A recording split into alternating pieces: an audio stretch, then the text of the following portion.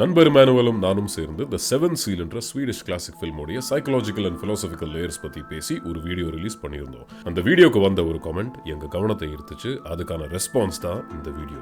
இந்த கேள்வி நாங்க எப்படி புரிஞ்சுக்கிறோம்னா, ஒரு மனுஷன் எந்த ஒரு மனுஷனுடைய கான்டாக்டுமே இல்லாம கம்ப்ளீட்டா பிரிஞ்சு வாழ்ந்தா அவன் மாறலி நல்லவனா இருப்பானா இல்ல கெட்டவனா இருப்பானான்னு புரிஞ்சுக்கிறோம். இது மாதிரி ஆக்சிடென்டா ரியல் லைஃப்ல சில குழந்தைகள் தனிமையா வாழ தள்ளப்பட்டிருக்காங்க. அவங்கள ஃபெரல் சைல்டுன்னு சொல்லுவாங்க. ஒருவேளை அந்த மாதிரியான குழந்தைகள் 30 வருஷம் வாழ்ந்ததுக்கு அப்புறம் நார்மலா வாழ்ற நம்மள சந்திக்க நேர்ந்தா நாம அவங்களை எப்படி பார்ப்போம் அப்படிங்கிற பெர்ஸ்பெக்டிவ்ல இருந்து நாம இந்த கேள்வி அணுகலாம். இப்போ சொசைட்டில சக மனிதர்கள் கூட வாழ்ந்துட்டு இருக்கிற நமக்கு சரி தவறு, நல்லது கெட்டது, அப்புறம் காமன் சென்ஸ், இது எல்லாம் அந்த சொசைட்டியோட ஷேர்ட் வேல்யூ சிஸ்டம்ல இருந்து தான் கிடைக்குது. மனிதனுக்கு கான்சியஸ்னஸ் எப்ப உதயமானுச்சுன்னு யாருக்குமே தெரியாது. ஆனா லட்சக்கணக்கான வருஷமா பல மனிதர்கள் உலகத்துடைய பல பகுதிகளில் இருந்து ஒன்னா பேசி பழகி உண்டு உறங்கி வாழ்ந்ததுனால அந்த இன்டராக்ஷன் மூலமா ஒவ்வொரு தனி மனிதனுக்குள்ளேயும் சொசைட்டியால சில மாரல் வேல்யூஸ் புகுத்தப்பட்டிருக்கும். சோ இந்த எவல்யூஷனை புரிஞ்சுக்கிறது மூலமா ஒரு தனி மனிதனுடைய பிஹேவியரையும் அவனுடைய பெர்செப்ஷனையும் சொசைட்டி எந்த அளவுக்கு இன்ஃப்ளூயன்ஸ் பண்ணுதுங்கறத நம்மளால புரிஞ்சிக்க முடியும். சில மாரல் வேல்யூஸை நம்ம உலகத்துல எந்த மூலைக்கு போனாலும் பார்க்கலாம். கொலை செய்யக்கூடாது, திருடக்கூடாது, இது மாதிரியான மாரல் வேல்யூஸ் எல்லாமே யூனிவர்சலானது. அக்ராஸ் கிராஸ் கல்ச்சரல் லெவல்ல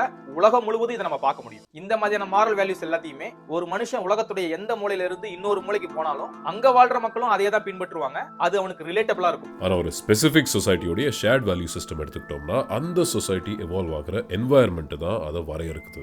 உதாரணத்துக்கு நம்ம நாட்டுல இன்னொருத்தரை வாழ்த்தும் போது வணக்கம் சொல்லுவோம். ஆனா மேலை நாடுகள்ல ஹக் பண்ணுவாங்க. அது இங்க இருக்கிற சிலருக்கு அந்நியமா தெரியலாம். அதே மாதிரி ஈஸ்டர்ன் கண்ட்ரீஸ்ல லெஃப்ட் ஹேண்டால ஒரு பொருளை கொடுத்தா அதை மரியாதை குறைவா பார்ப்பாங்க. ஆனா வெஸ்டர்ன் கண்ட்ரீஸ்ல இதை நம்ம பார்க்க முடியாது. இது மாதிரி உணவு பழக்கத்துல இருந்து கொடுக்கல் வாங்கல்ல இருந்து ஏகப்பட்ட டிஃபரன்ஸை என்விரான்மெண்டல் லெவல்ல நம்மளால பார்க்க முடியும். சக மனிதர்களையே பார்க்காமல் வளர்ந்த ஒரு மனிதனுக்கு ஒரு சொசைட்டினா என்ன, ஒரு ஷேர்ட் வேல்யூ சிஸ்டம்னா என்னன்னு தெரியறதுக்கு வாய்ப்பு கிடையாது. அதனால அந்த மனிதனுக்கு யூனிவர்சல் மொராலிட்டியும் இருக்காது, லோக்கலைஸ்ட் மொராலிட்டியும் இருக்காது. ஆனா பேசிக் சர்வைவல் இன்ஸ்டிங்ஸ் மட்டும் இருக்கும். மொராலிட்டிங்கிறது மனிதன் சார்ந்ததுன்னு நம்ம கிளைம் பண்ணாலும் ஸ்டில் அது மனிதனோட நிக்காம யூனிவர்சலா எல்லா கிரீச்சருக்குமானது அப்படிங்கிற சில தியரிஸ்மே இருக்கு. இதுக்கு உதாரணமா கொரில்லாக்கள் கூட தங்களுக்கு நடுவுல சில ஷேர்டு வேல்யூஸ் வச்சிருக்குது அப்படிங்கிறதுக்கான சில ஆய்வுகள் இருக்கு. இந்த பெர்ஸ்பெக்டிவ்ல இருந்து பார்த்தா மொராலிட்டியை நாம கிரியேட் பண்ணல, அது ஹையர் ஆர்டர்ல இருந்துகிட்டு எல்லா உயிரினங்களையும் கண்ட்ரோல் பண்ணுது அப்படின்னு பார்க்கலாம். இதே மாதிரி வேற ஏதாவது இன்ட்ரெஸ்டிங் டாபிக்ஸ் நாங்க கவர் பண்ணணும்னு நினைச்சீங்கன்னா அதை கமெண்ட் பண்ணுங்க.